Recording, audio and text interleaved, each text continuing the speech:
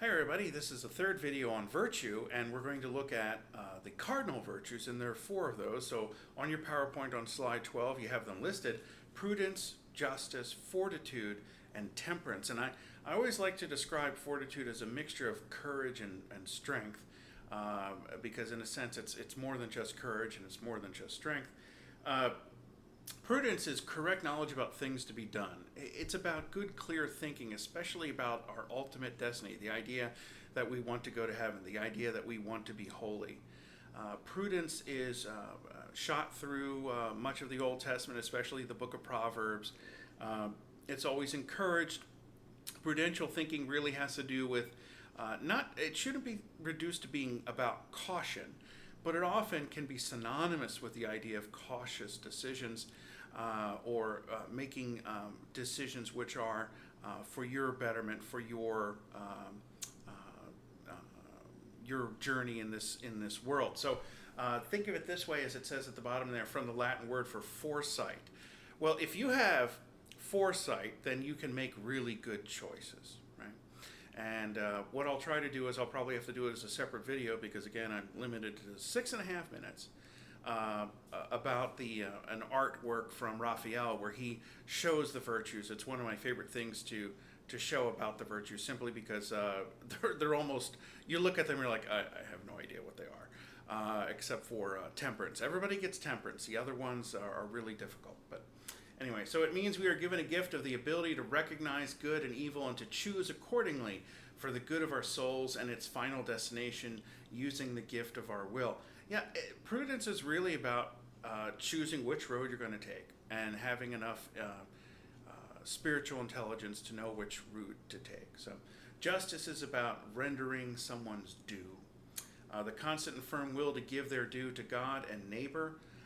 The constant and permanent determination to give everyone his or her rightful due, essentially what they deserve. Now that may sound like a negative thing, but it isn't.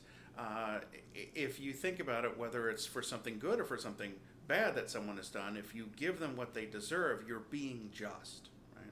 And I include on the PowerPoint some verses you can look up about that.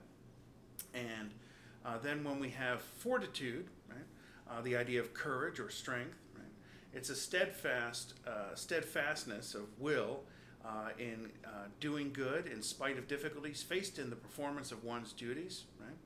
And we should always think about the idea of true courage to make a deliberate choice, or it's not just mere emotions. It's not where someone just basically ratchets up their feelings and emotions, and with a lot of bluff to them, they're going to do this and going to... No.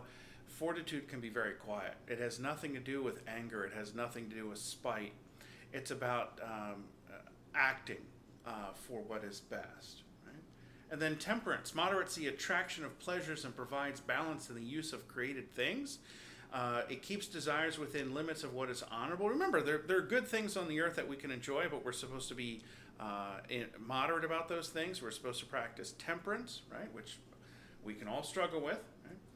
And then the idea of, there's a slide here that you'll see about 7 deadly sins compared to the 7 holy virtues, and you can see how they are antithetical to one another. That's not happenstance. That works out so well. It certainly isn't just a human invention. So look those over, because I think, now we did talk about the 7 deadly sins, but it was a very long time ago. So look this list over to refresh your memory. And then the idea about why should we practice the virtues. This is straight out of the Catechism, paragraph 1809 from St. Augustine, but I think this is a very important quote. To live well is nothing other than to love God with all one's heart, with all one's soul, and with all one's efforts. From this, it comes about that love is kept whole and uncorrupted through temperance. No misfortune can disturb it, and this is fortitude. It obeys only God, and this is justice, and it is careful in discerning things, so as not to be surprised by deceit or trickery, and this is prudence. And that makes a lot of sense, that if we're trying to live well, and that doesn't mean live in a wealthy way or the best of this, best of that, it means living well with God, doing what is really right for us, then the virtues are incredibly important. So Now, I'll make a short video about the painting from Raphael. I always found this to be enjoyable. Every class I've done it with has enjoyed it just because they're stumped. I was stumped the first time I saw it too. It's at the end of the PowerPoint. I may try to make a separate video as well to see if the parish wants to put it on their Facebook, but we'll give this a try in just a second.